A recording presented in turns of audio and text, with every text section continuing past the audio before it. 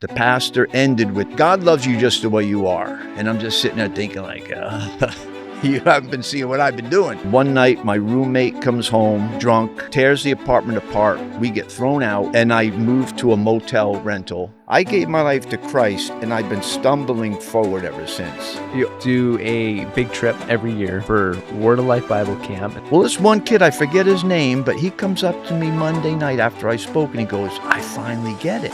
Don said to him, well, what group are you with? And he goes, I don't know, some guy that runs a bike shop in Maine brought me. If you feel like you're riding on top of the world right now and you don't know God, God loves you so much that he's not going to allow you to ride on top of the world to then spend eternity not with him. Thank you for coming on the So What's the Point podcast. So glad that you could be here, come on set, and just have a conversation with us for a little while. To start things off, I like to ask this question. Just give us a little bit of your background, kind of how you grew up in that environment. Sure. Yeah. Grew up in North Jersey. Okay. 12 miles. I could see the Empire State Building from the bridge in town. And godly Catholic mom. After thinking about it all these years, it was basically I had a not a bad dad, but a delinquent dad. He wasn't abusive. He didn't belittle us, but he was just more about himself than, having 4 kids. But my mom taught me right from wrong. That was she was in the game. She loved her kids, gave her life to her kids. And, having the husband that she did well. As things progressed, he was a drinker and a gambler. In fact, once he even lost a house, and the loan sharks come over the house. Oh, wow. And they tell my mom what they're going to do to her husband. My mom should have probably let it happen, but she borrowed money from her dad, made the house be signed over. So it was this thing that growing up, it was like an insecurity. When you grow up like that, there's an insecurity in your life. And I had friends. It wasn't like it was a miserable upbringing, but you always had that, it wasn't like coming home to a happy house. Yeah. Mom made it that way, but, somebody else in the building. Did you grow up going to church? I know you mentioned your mom was... We did. Okay. Every Sunday we would go to church. As a Catholic, I was brought up, it was a mortal sin. There was venial sins. So I was brought up with this, now I know sin. Right. But if you didn't go to church, it was like a grievous sin. So we were always going to church. And when you walked in those doors, you did not speak again. So you're a little kid there, you're sitting there with your mom, and you didn't go to the bathroom. You didn't get up. It's interesting if you've never grown up in that kind of thing. Like, what do you mean you can't get up if you have to go to the bathroom? I don't even know where it was in the church, and we went there for years. So it's an interesting thing that I grew up that way. I heard it all, but nothing. I made my communion, made my confirmation, but nothing clicked because there was no offer of a relationship with God, which is really interesting if it's one way. Where you're talking to him and there's nothing back. So I remember when I was 16, I got a job in a food store at A&P. It's like a Hannaford. Okay. And I told my mom I wasn't going to church again. And she just started crying. It was amazing, because she always thought I was going to be a priest. I mean, she really thought I was going to be a priest. Interesting. 4 kids and I'm going to be the priest. And little does she know she got her wish.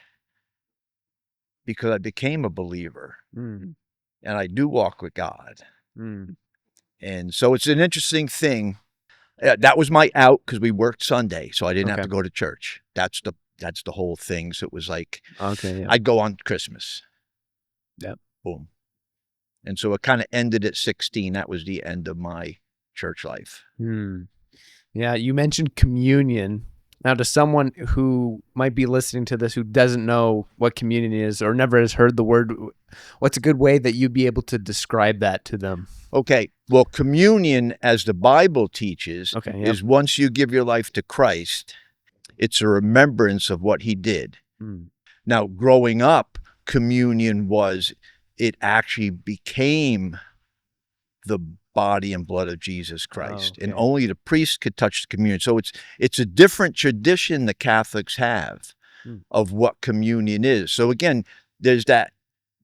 When I came to know the truth, it changed everything. Like, I had to rethink that, because everybody says communion, but one is like the tradition I grew up in. It becomes his body, and so you're taking it in so nobody can touch it but the priest. And now it's a remembrance. If you don't mind me asking, when was that? What do you remember the year? The year? Yeah, you were 16. What year would have that been? What year? Okay, I was born in 57. So if you want to do the math, you can. Okay.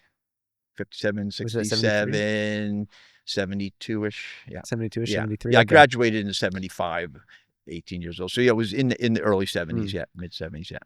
So you're currently in Maine, and at that point back, when you were 16, how long was it before you got to Maine, and what did that look like?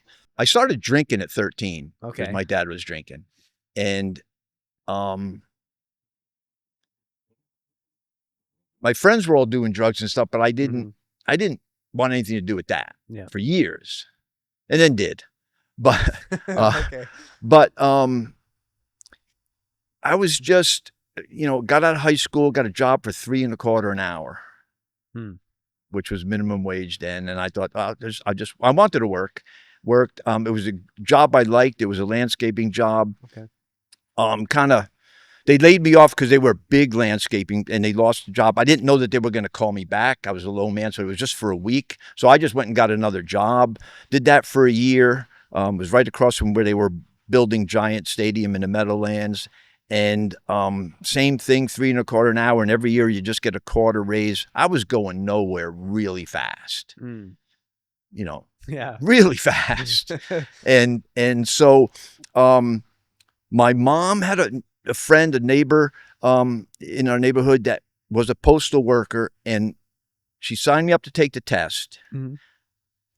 The day of the test, I almost didn't go because I didn't want to lose $26 that day. And call in. So I was going to lie to her that I went. But I went and took it. Took 2 years to get hired on keep punching zip codes. And all of a sudden I went from $3.25 an hour to $10.50 an hour. Boom. And I was still just an overpaid guy going nowhere fast. So it was just like nothing was changing, even though, and then that's when I moved to where we used to vacation on the beach. I bought a big boat. Everything was going on, lived on the island out, and everything was just perfect except for inside of me. You can't run. You can't go 90 miles away to a different environment, maybe a perfect environment. I love the Jersey Shore and all of what it has, but it all just follows you. But God was doing something. As I look back, God was doing something all along. So used to work out at the gym, met a guy who, was in Vietnam, checked all the religions out, became a believer, gave me a Bible in December 81. And I actually started reading that Bible. It was a 6-month fight with God because everything was like, all I knew was the Catholic Church, and here I got the Word of God and this and that and the other thing. But one night on a Sunday service in the Baptist church there, Jack Simone's church, he's the one who gave me the Bible. The pastor ended with this. He said, God loves you just the way you are. And I'm just sitting there thinking like, you haven't been seeing what I've been doing. And, beach parties and all the other stuff. And he said, but if you stay that way, and I wish I knew the end of what he said, but it was generally your life will unravel. It'll be scorched earth and you will be an unhappy man. That was the summation of it. And all he required that night was to raise your hand if you believed that. Because he had already shared the message about Christ and salvation. So I did, and I left it up there for a long time. I wanted it to be seen. and he never spoke to me afterwards, the pastor. I don't remember a lot of conversations with Jack after that, but I was reading my Bible. So here I was, a new believer, living on the Jersey Shore, with everything that you could want as a young person. And one night, my roommate comes home drunk, tears the apartment apart. We get thrown out, and I move to a motel rental. And upstairs is a young lady named Kathy, which is my wife. And she tells a story of when she first saw me. I was the motel door open, and I'm reading my Bible, lifting weights in the one room because it's a motel. Yeah. And I invite her in for a peanut butter and jelly sandwich. There you go. That's the line. That's a great line to get a girl, and we've been married for a long time now. But anyway, she had a desire because she worked up in Acadia Park in college, and I had a desire to get out of New Jersey. And so I was hiking the Appalachian Trail, and I hadn't done New Hampshire and Maine. To get back to your point, that's how I just transferred my job to Portland. Okay. And I moved to Old Orchard Beach, which is exactly kind of like a town I lived in New Jersey. And but I didn't come to Maine to live in Old Orchard Beach. And I bought the land in Buckfield, and that's where I am now. But that's how it all happened. Not knowing anything looking forward, but looking back, you just see how God put all of that together. It's amazing when you look back at the roadmap. You mentioned, I mean, it had a few dark moments there. What that would have been later teen years with was it people around you just drinking and being involved in drugs, do you think was part of it? Or was it maybe also part like a mindset? It was me. It was God wanting something different from my life. And again, going back to the point that Mom raised me to know right and wrong. And having the dad that I did and seeing that. When you're young, you don't see all of that. But when you're a teenager, you see your dad like... Yeah. He came up the driveway once because he was drinking. And I mean, he had a suit and tie job, and he just like drove into the garage, which is kind of all right. Yeah. But you should open the door. He didn't open the door. So now the garage door's kicked in. Yeah. And like... You know, I don't think it was what was going on around me. I think it was going on in me that was significant. Because that's what life is. You're like a bobber. In, you know, the Nizinsket River, the East Branch is right across the street from me. In fact, I own land on the river. And I so many times I've like, you don't want to be a bobber in the Nizinsket just floating down to the Androscoggin, not knowing the bobber doesn't know where it's going. Right. Yeah. Nizinsket knows it's going to the Androscoggin. Yep. And then the Androscoggin is going to the ocean, but the bobber's just sitting there adrift. And that's where I was. I was just like drifting. So... Was there a specific moment that you can recall where you stopped drifting? Where my hand was up in Manahawkin, New Jersey on the beach, making sure God saw that hand up that I wanted something different. It changed. Was it I'll quick? tell you, it changed that day. I guess I've known people that, you know, they've given life to Christ, and they've like... It's been a wishy-washy thing for, you know, back and forth, and they struggle. For me, it was like I gave my life to Christ, and I've been stumbling forward ever since. I'm not the model believer. I'm not the, hey, look at that. That's how you're supposed to live. But I have tried to honor God stumbling forward since that day. In Ephesians 6, it talks about the armor of God. I'm sure you know that. And you probably know the pieces, the 6, and I know the pieces. But it talks about standing firm, and it says, when the battle comes. Every believer that walks with God long enough is going to be in a battle. I'm not talking about a bad hair day. Yeah. I'm talking about a battle where you could easily end up in a fetal position in the corner. And... in 2013, that happened, and it was like a 6-month fog, and I just stood with the truth, and the truth won out, And I look back on that. Now that's 12 and a half years ago. We're in 2026. Yeah. And I've just thought the last couple of years, how much smarter I am. I don't mean that to sound arrogant, but how much smarter I am because I went through that battle. How much wiser how less judgmental I am because I went through that. All these different things, I know because of that battle, I am way better for God. Yeah. I'll add that, so it'll take care of the arrogance thing. But I mean, no, really, it's hard to explain. He doesn't say if a battle comes, stand. He says when the battle comes, after that, stand. And I have this like picture in my mind of a Western gunfight in a movie, and there's smoke all over and everything just settles, and there's that guy standing. Everything else is rubble. It's chaos all around him. And that guy's standing. That's what Ephesians 6 says. So when the battle comes, we need to be prepared to go with the truth. And that battle had nothing to do with anything I did. Yeah. It was like it came. It wasn't like a result of anything I did or my behavior or my whatever. So it's just an interesting thing. That God places that important because we're going to go through them. And important because that's how he makes us stronger. Yeah. It's clear in the Bible. We don't, I wouldn't have written it in there.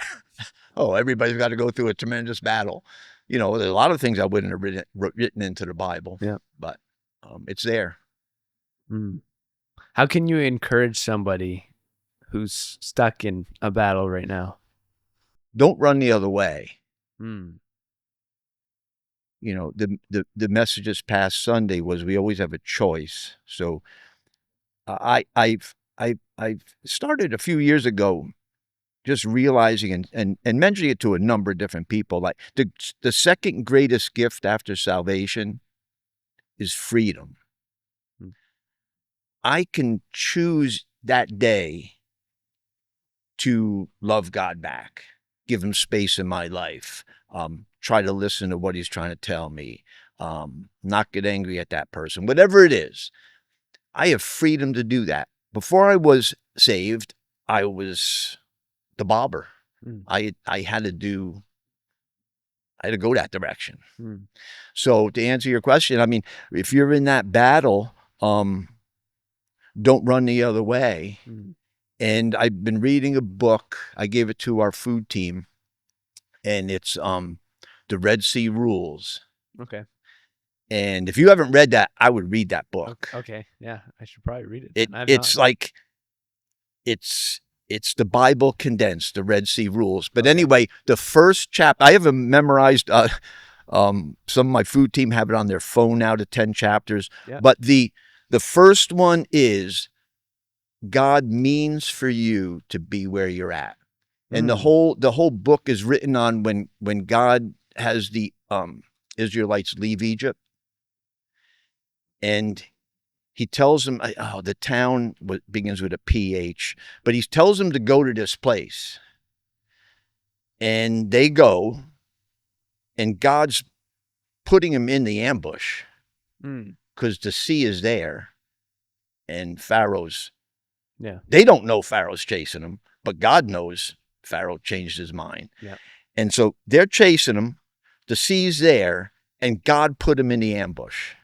And he put him in the ambush because he wanted to be glorified. He wanted to do something that nobody else could do. The Israelites couldn't do it. And he parts the sea. God meant for them to be there. So God means for us. So if a battle's there, God means for that to happen. If you've gone through like a terrible thing, like it's the hardest thing to even say to somebody, but we need to realize where we're at, even, and the chapter talks about it, even if it's our doing that has put us in this bad place, God means for you to be. He can stop anything. And he can allow what he wants. Maybe some people would call me out on that one, but I think that's how it works. And so if you're in that battle, if you're in that place, God means for you to be there. Don't run the other way. See what he has. The smoke's going to clear and you're going to be on top if you walk with him. So simple. Yeah. Real hard to do. Yeah. It's like every message at church on Sunday. Oh, they made that really clear. Yeah. Boy, that's going to be hard to do. Yeah. It's the way it is. But it says God gives us the power to do it. So it is. If we're going to try to do it on our own, it ain't going to happen. Did you ever go to college anywhere? Uh-oh. No, it's just it always makes me laugh because no college would have me. But I did get an acceptance letter from a college in Arkansas. Okay. And it was sent bulk rate. Now, bulk rate is like if you're going to send a letter to somebody, you send it first class mail with a stamp on it. Okay. Bulk rate is we're going to send this to everybody and we pay like the whole tray, 500 letters, and we'll pay $1. You know, it's like it's the throwaway mail, the junk mail, as people would say. You look through your mail like, oh, that's junk. You throw it away. Well, that was my college acceptance letter. Wow. I didn't even apply. But Arkansas, they must have went to all seniors in the United States and said, we might as well send him a letter. But no, I didn't go to college. Okay. No. I was wondering. No, I was done with school. Yeah. My sophomore year, I was like, nah. Where did you go to school? Clifton High School. Clifton High School. In North Jersey, yeah. Okay. Yeah. Very interesting. What was your experience with that school growing up? We had, I mean, it was a big school. I graduated with 1,003 kids. Whoa. So yeah, we had a walled football stadium. We suited up 100 guys on a team. Wow. And there was tryouts and cuts. Huh. So, I mean, it was like college. Yeah. Wow. Big school. And so you got lost in it. You had your friends and you just, did whatever. Again, my experience wasn't bad. It was always just, there's always just emptiness. Yeah. Was there anybody at that school who kind of mentored you a little bit? No. There's some teachers spoke some things, that were beneficial and stuff, but nothing really significant that I would say, yeah, they really stood out. I remember I had a really good half the semester. I think my junior year, I took law. Yep. And great teacher, and he died in a car crash, his whole family. I just remember things like that. Like, that was a good guy. Why'd that happen? Stuff like that. But no real mentor. I remember as a believer, we had a couple in the Baptist church that like really took us under their wing. And so there's a couple couples that did in our early 20s. I looked up to them, but I never really had a hero. I don't care about getting a president's signature, baseball players. I just never, tended toward looking at somebody else and idolizing them. Yeah. So this question's been on my mind the last few minutes. When did you first find Moss Brook Church? Well, that's interesting because I was going to a church I enjoyed. Yeah. And worked at a local teen center from the very beginning, from the prayer meetings to open it, to buying the land, to building the building, to 20 years. Great part of my life at those 20 years. I loved every minute of it. But I started some of the different staff. I said, look, we really had a time where kids were giving their life to Christ and would go to church if we took them or invited them. So we would, once a month, I would not go to my church with the family, and I would take them to other churches in the area. And I remember coming to Moss Brook, meeting at the high school, and it was like, oh, this is really a no-brainer that they go to school here and they could get here. They know where it is, and they might come if I didn't bring them. Okay, yeah. And then I started coming with them, and I started liking, I don't know, just the atmosphere. Okay. Yeah. I mean, you may not know this because you grew up in the church, but do you know how intimidating it is to not go to church and to walk into a church?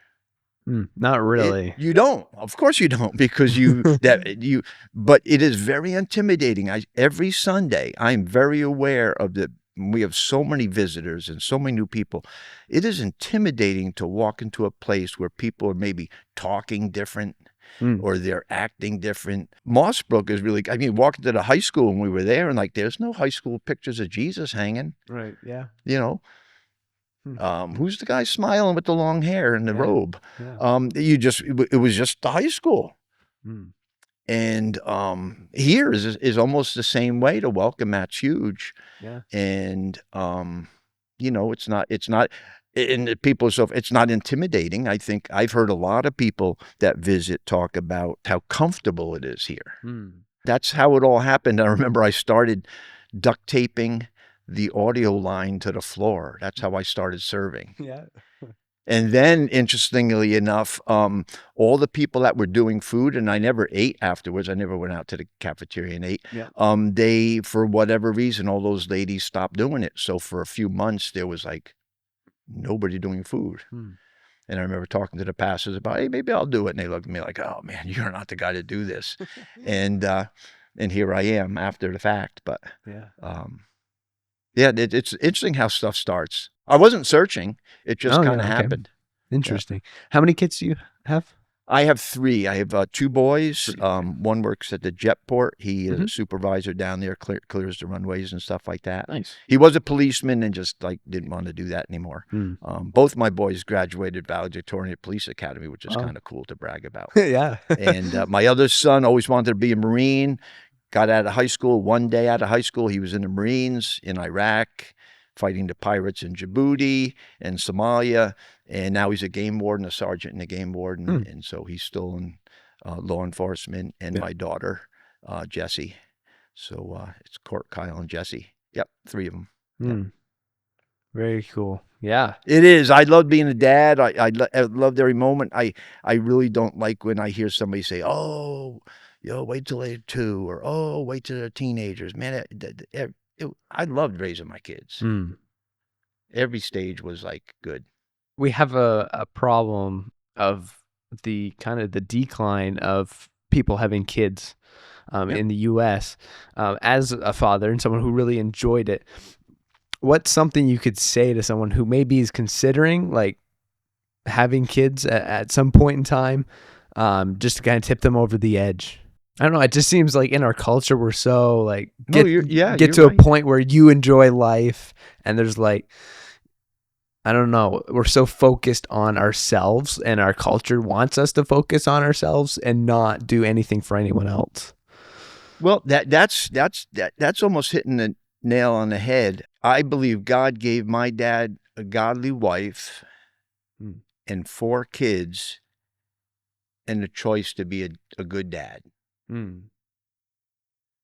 your point, he chose not to. Yeah. It was selfishness is the answer. I have a friend that years and years ago, he said, you know what the definition for sin is? Selfishness. Selfishness. We're just going to be God. We're going to call the shots. We're going to say how it's going to be. So if I have kids, I can't golf. I can't fish when I want. I don't think people think it that way. Yeah. They just like, and I guess maybe we don't want any more bad parents. Yeah.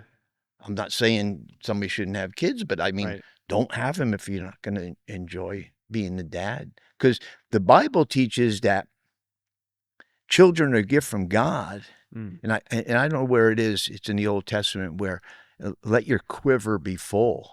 Kids are this great gift. And fortunately, I was a believer when I got married.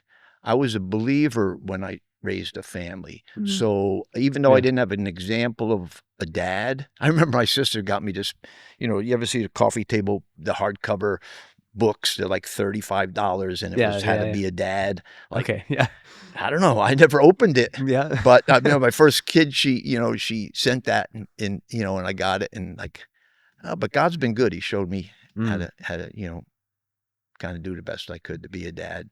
But yeah, we're in a culture that is, I don't know, it's hard to understand sometimes. Yeah. People are angry. Yeah. There's no more discourse where you can kind of like, oh man, I could learn from you about that. Even if I don't agree, Yeah. I could actually see that point. Like, no, I don't agree with you, and I just assume you'd be dead. Yeah. That's not far from the truth. No, it's not. That really is not far from the truth. Yeah, that's. So we just need to be different. We just need to be different. You've mentioned quite a bit, just about people and kids, being a father, so liking to, communicate with others. So I know you also mentioned a little bit about food team and how that came up, but starting that so people hang out afterwards, right? After the service. What was the exact story of how you got to being part of that? The food team? Yeah, leading that. Like I said, it wasn't happening. It stopped. Yep. And for 6 weeks, every day, I thought about I should do food. Mm-hmm. And I really can't cook. I don't have any kind of food service background or anything else like that. But I just, every day think about it. So I remember going over Streaked Mountain, driving back to home to Buckfield after church, and mentioning to my wife, Kathy, I've been thinking about that. And there was just a dead of silence in the car. It's like she wanted no part of that. And so I ended up the next week, because I'm just going to talk to the pastor. So I talked to Pastor Tim, Pastor Mike in the back. They were rolling the bleachers back and we're getting churches over. And I told them, and I remember, I'll never forget it, because I remember them looking at me, because they like, you're not going to do this. And he said, why don't you just do, they must have just been out to Ohio or something like that, a conference. And he said, they have like little bags of peanuts and bottled water. And I was thinking at the time, no, I'm talking about pepperoni and cheese and bagels. What you see on a Sunday is what I like. Yeah. So until somebody else has it up, they can put out what they like. But that's how it all happened. And then because they didn't think I would really follow through, I think, they put me with 2 of the gals that were doing it. Yeah. And they helped for a while and then didn't. And it was months. And I don't know how many years it's been now that I've been doing it. Yeah. Maybe 6, 7, 8. I don't know. Yeah. I don't like to think of myself this way, but I think I'm like a right fielder believer. Like, I don't hear God say, do this. Okay. But I look back and say, oh, God wanted me to do that. Yeah. I don't know. I wish I could hear him more clear. But when you do something serving God year after year, it was that way at the teen center for 20 years. One Friday that I went, whether I delivered mail in the snow all day or whatever, that I did not want to go. And I feel that way with the food team. There was not one Sunday I said, I don't want to do this. And they're adding a third service. Yes. Yeah, we're adding a third service. I'm doing it now Saturday night. And like, all right, we'll make this happen. Yeah. We're not going to do what we do on Sunday with everything, but no, we'll make this happen. We'll give people something to eat and something to drink, and it'll be good. And I love the team. I'll tell you, God is always, when I launch out in something, whether it's silly, like the bike trips I did or whatever, all over the country, that he gives me dedicated people that are in the game with me. And every single one of the food team, we just had a number of people join in the recent months, and one just joined this week. They are all committed. They'll do anything I ask, but I know it's not because I asked. Right. It's because like they want to do it. They see that little puzzle piece that Moss Brook's doing. Yeah. There's a lot of puzzle pieces going on here, and you put them together, it's a pretty picture. I like that. Yeah. I like that. That's a good way to put it. Yeah. And we need to be content with our puzzle piece. It doesn't mean we can't do more. Right. But like, no, just know it's significant. Know it's what God's asking. We all can't stand there and preach. Maybe we can't lead a Bible study. I had somebody come up to me this week and say how intimidating it is to just stand there and serve cookies and drinks. And I looked at him like, man, you are, that's okay. Yeah. That's okay. I mean, just whatever way you want to help. It's sold out to what we do. Yeah. But what a blessing to just like yeah, but I'll do it anyway, and I'll just so you just do the background stuff, you know. But I love when people just get honest and just, oh yeah, that's not my strong point. You know, you just get to know them better. That's true. You get, you know, instead of walking around with a facade that you're perfect. Yeah. You also do a big trip every year for Word of Life Bible Camp, and this is for young teens. When did you start doing that, and what was the motivation behind doing it?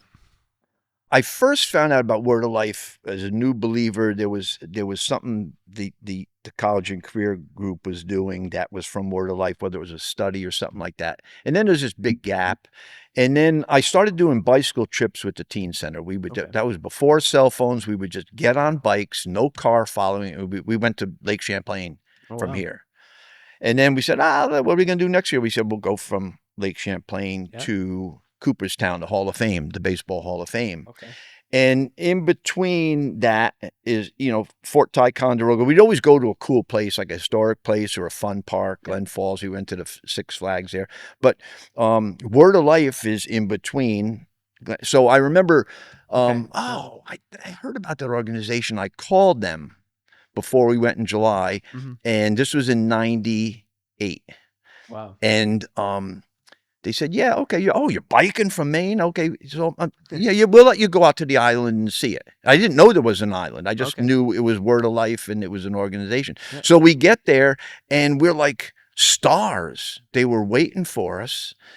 We spent the night in Ticonderoga, and then we ended up there, mid-morning. And they had shirts for us. Yeah. We were from his place, Teen Center in Maine. It was big fanfare, almost like when you go to the island, they're cheering for you, like, woo, this is midweek on a Wednesday. Yeah. And so I went out there, and that's when I realized I want to send kids there. This is 98. I didn't send the first person there. We were on a bicycle trip from D.C. to Hershey Park. Wow. And then I biked back from D.C. to Maine with my son. Oh, wow. 800 miles. Yeah, we sent the other group home, and I said, Kyle, let's just bike home. I'll call work and see if I get another week. Yeah. And I did. And we biked 800 miles back. Wow. He says it made him a good Marine, all the things I put him through. It started with these people that I knew already. So I knew these kids, they'd get saved or they were willing to go. We'd send them to camp. And when they came back, I was involved in their lives and stuff like that. Going out, taking them, and bringing them back was as much fun as going to camp. We would make videos. I just loved those kids and the time I had with them. One year we actually sent kids to camp, and you had the option of coming back in the car or bicycling back. And we biked back for a week. It takes about a week to bike to Schroon Lake. Wow. So every year I go and the kids in my car, I tell them, I biked this route. Because I've gone every different way you can go through Vermont and going to camp. Yeah. And so it was always this fun thing, always this new thing. And, but one of the most significant things, I just want to, 2018. Okay. Yep. All right.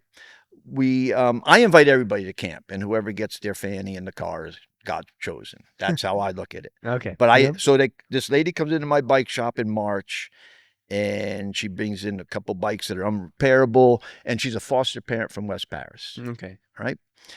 And we got talking. I said, I'll send the kids to camp. She goes, oh, okay. Explain a little bit about it. She's a believer. Okay. And just met her though. But she, okay. So through the process of that march to camp, we're signing up these kids, and I'm repairing bikes that I could. And she bought a couple bikes from me, this and that. So she's got 4 foster kids that are now signed up for camp. Yep.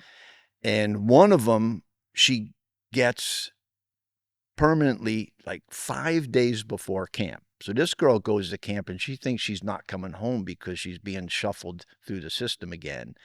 So I got to go out to the camp she's in, first grade.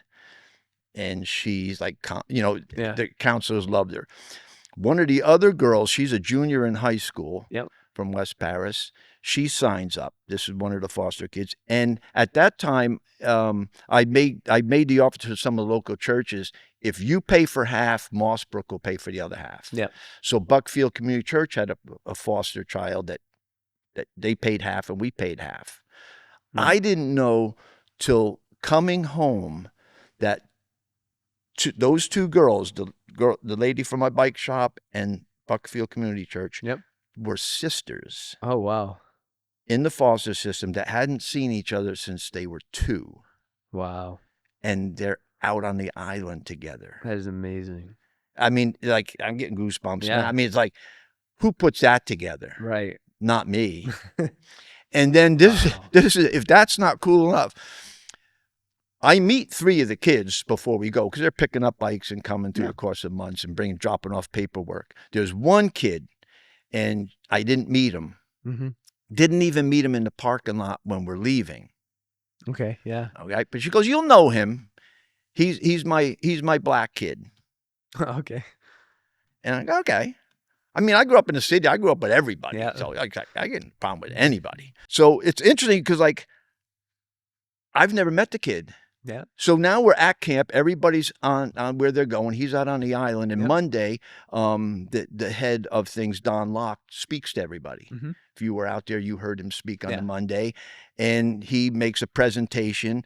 So I'm invited Tuesday. I find at the picnic table that I'm invited to go to this meal at the lodge. Okay. Yeah. And with 2 other people. So I invite 2 of the other chaperones. And we go. And I'm in shorts, Gilligan Island deck shoes, and a T-shirt.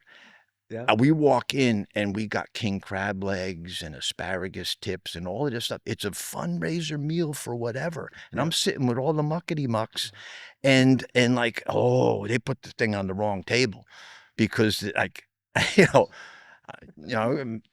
I don't know how much money they're going to get out of me. But anyway, I got talking to this guy, Bob Gray. We've become great friends. And we're talking about bike shop. And so at the end of everything, he goes, "Oh, my son-in-law runs the island, Tommy Sewell." Okay. So Tommy Sewell comes over, we're talking, and then Don Locke comes over. And he goes, "Oh, you're from Maine?" Yeah. He goes, "You run a bike shop?" "Yeah, I do. How'd you know?" He goes, "Well, you got a kid out on the island or some kids out on the island?" "Oh, yeah, we got a bunch of kids out on the island." He goes, "Well, this one kid, I forget his name, but he comes up to me Monday night after I spoke, and he goes, 'I finally get it.'" And I go, "Oh." And Don said to him, "Well, what group are you with?" Yeah. And he goes, "I don't know. Some guy that runs a bike shop in Maine brought me." My mind is putting all the 2 and 2 together, and I just bury my face in Don's shoulder crying. I mean, how good is God to do all these different things? And he's done that year after year after year after year. And it's changed a little bit now because, I mean, I'm not as intimately involved with all the people that go and all the kids that go. It's a big group, a big number. We had 18 cars this past year. I get the opportunity to speak a little bit lunchtime, encourage the kids, but most of them I don't even know, and they don't want to know me. And I don't have a problem with that. We just take them out there and, you know, God will do his thing. The last few years, we've had our first kids going to the BI, the Bible Institute, which is, that's pretty big and exciting. Yeah. You know, it may not be the same kind of story as the kids in the bike shop and the foster kids' sisters getting together, but that's exciting to see that. One of them actually led worship at the camp I stayed at during the week when the kids are at camp. We have somebody from church now at the Institute, so it's transitioned a little bit for me. I still have the passion to send kids to camp. We'll do it again this year. It's always something new and exciting. I always wonder how God's going to top this. And the interesting thing was after 2018 and all that, they asked if they could send a film crew out to my house. They stayed for 4 days. They filmed, did a whole video they showed as a fundraiser nationwide, Florida and everything, with my bike shop and how we do camp. It's just an amazing thing. And it's always like, how, God, are you going to top this? Yeah. And then COVID hit, it kind of put a kibosh on things for a couple of years. And then, but Word of Life does such a good job. They just do a good job at camp. How many kids did you have going that first time? That first time? Yeah, in 2003, it was one kid. He got saved on the DC trip. Wow. And I said, "Hey, you want to go to camp?" "Yeah, I'll go to camp." You know, his parents were drug addicts, and they didn't. I mean, I was always amazed. I really never worked with church kids. So it was, I was always amazed that some people, yeah, we're going on a bike trip for a week, and like the parents never even wanted to meet me. Taking your kids on a bike trip out of state. Yeah. You don't want to like say hi. Yeah. Yeah. So it's funny. Wow. It's funny. Back to that point of like, parenting, you should care if you're going to be a parent. That's a good, I'm not saying they didn't care, right? But they just like, well, maybe they just trusted me. Maybe they heard about me and trusted me. Yeah. But I'll give them the benefit of the doubt, I guess. How many kids did you have go last year? Last year was, I think, 59, and the year before was 61. Yeah. So we're up there in the numbers now, and I don't know what we'll have this year, but I know Connect is growing, and I know, the after school program, all these young, it's probably gonna just continue. So we'll have to figure out the best ways to do it, because 18 cars went out last year. Yeah. And that's always been a little problem. I invite everybody, and then a lot of them decide to go, and I don't have enough cars to get them out there. And so you're begging people at the end, but yeah, it all works. It all works. I'm kind of unconventional the way I do things. Do you have any plans if it, like, let's say you get to 100 kids going? Do you have any plans for how to get them all there? No, but if we do, you'll be my contingency plan. I'll just have you take over, and I'll just retire. No. I don't know if I like that one. Well, you can think about it a little bit. Take time. Don't answer right now. No. Oh, my word. No, if we get to that, I'm sure there'll be a way. Yeah. There's always seems to be a way. And honestly, some of the even stories I talk about today, some of the things I think about that I did, my knees buckle. Like, how did I ever do that? How did I ever do that? I mean, we were taking kids all over the place. We biked from Cooperstown to Niagara Falls one year, and like, no cell phones and no cars. Yeah. I mean, I think about it now, like, what a dopey thing to do. All the things that could have happened negatively. Yeah. That's didn't. True. Didn't. And I see some of those kids now, they're in their late 30s and 40s, and the minute we see each other, it's like, the bike trips. I did have a fear when I retired from the post office that I would just stay in Buckfield to build my own kingdom. That's kind of a silly fear, because most people, when they retire, they want to do their own thing. Yeah. But I just always knew that that's a real tendency for because I could do that. I really could. Like, I'd give you my car keys and never drive again. I wouldn't even care. I could stay right in, I got 92 acres there. I get a bunch of cool stuff. I could just stay there. But it was always and it's still something I think about. Like, oh, I don't want to do that. I started this devotion thing, and when I read this, it was January 6th. It said, as we align ourselves with this God who is both beyond and near, we must take up the cause of his kingdom. This could be hard. And this is here it goes. This is my fear. Within each of us is a little ruler that, left alone, would set up a kingdom that runs according to our basic desires and wants. That's so true. But God was telling me, Art, but you got the tendency to do it. Everybody has a tendency to be selfish, prideful, arrogant, whatever they want to do. But I have a tendency to I'll just build my own kingdom. This is fun. I love it. I don't need to see what your kingdom's about. Yeah. And the day's message was, your will be done. And it says, we don't have to be pastors. We don't have to be involved in every single thing at church. But it does mean that we, like Jesus, should have a heart for the outcast and the vulnerable. And that devotion, it was just the 6th. I started this year. That has always been what drives me, the outcast and the vulnerable. Always. I'd rather be with them than the in crowd. Maybe it goes back to the insecurity of being lost as a kid or whatever. But that still drives that I don't mind a bunch of kids that already know God go in the Word of Life. They're going to benefit. They're going to grow deeper. They're going to come back refreshed, renewed, stronger. But my drive is I want to get the kid that doesn't know to go. I want to get the kid that doesn't know. Mm. And so when I read that devotion, like, man, that is exactly two of the things that like sum me up.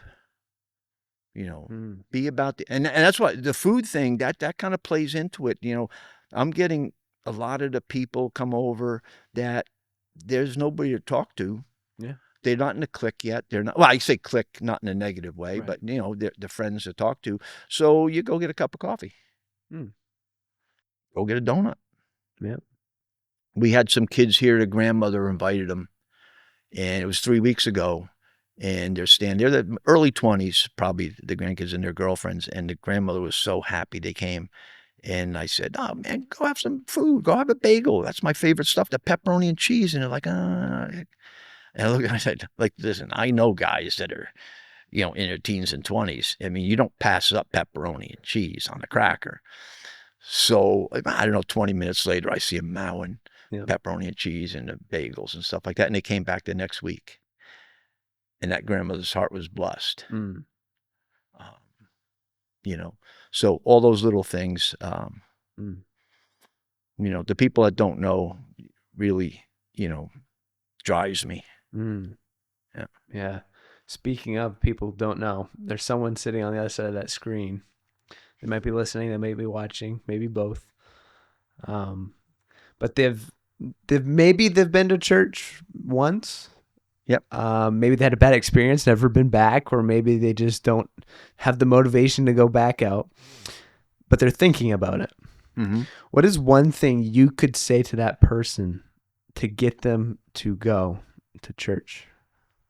If you were honest with yourself and took the time, because life, it always probably has been, but it's at warp speed right now. So some people, you don't take the time to really think. But if you take the time to think, you'll realize kind of there's that little bit of hollowness going on. And my favorite verse, Jack wrote in my Bible in 81, it's 1 John 2:17. The world and its desires pass away, but the man who does the will of God lives forever. And in the NLT version, it says, the world and the cravings of man. Or in the NIV, it says the world and its desires. So those things you're craving, those things that I actually had before I knew Christ, didn't fill my void, I would say, I'm going to guess it's not filling yours. Yeah. And I'm going to say this, if you feel like you're riding on top of the world right now and everything is clicking good and you don't know God, God loves you so much that he's not going to allow you to ride on top of the world for the rest of your life, to then spend eternity not with him. Something's going to happen, and you'll have a choice. And I would recommend making a choice now as opposed to when that happens. But he loves you too much to just let you ride on top of the world, because it will crash. I don't know too many stories that where all the world's stuff was the answer for anybody. I don't know. Maybe you've heard some, No. but most of the times it's the other way. Yeah. You find out it's pretty empty. And it was fun for a while. I mean, I would never say anything I did in my past before Christ. I would never want to give it any glory and say it was fun. But when I was doing it, it was probably fun, which is why I was doing it. But it was just a temporary fun. It was never the thing that satisfied the soul. And you don't try God. I've heard people say, you decide that what he's provided, salvation by him paying the price for your sins, is true. I would say that person, God loves him. To everyone listening, I'd like to close on this. Just because there's so much going on, and I feel like we're moving at such a fast pace, especially in the tech side of things with our society and just social media, causing a lot of problems that we didn't originally see. When it first came out, maybe yes, sure, some people building it did, but the general public didn't. What is something, and you mentioned this before, something you're filling your time with that you know will actually keep you full? I've always realized I'm a little bit different than the norm. Yeah. You know, whether it be guys my age, people, you know, it's, you know, I almost didn't do this podcast because the last thing we need is another bombastic, narcissistic person in front of a camera talking about himself. Seriously. I just like, that's the last thing we need is somebody else thinking they're important, saying what they think. Yeah. Just being honest. But then like, oh, maybe we'll give glory to God and we won't make it about that. Yeah. So I would say all those different things that are, you know, taking up our time and this and that. I don't know how many people, like we like to blame young people for things like, I don't know how many people my age sit with their phone, whether I'm in a waiting room getting glasses or whatever it is, and people are just scrolling, looking. Yeah. I don't want to see your pictures. I don't want to see what's trending. I've never known anything that was trending. I just don't care about that stuff. So that I think helps me stay on track because I really don't have to know everything that's going on out there. I've learned that the most important thing is wherever my toes are pointed, they should have my attention. And so that, I think that helps me stay on track. Yeah. Just, you know, I don't have to know everything or be involved in everything. Well, Art, thank you so much for coming on the So What's the Point podcast. Very glad that you could take some time out of your day, come on here and just have a conversation with us. And please like, comment, subscribe, hit that notification bell for me so you never miss an episode. And we'll see you next time.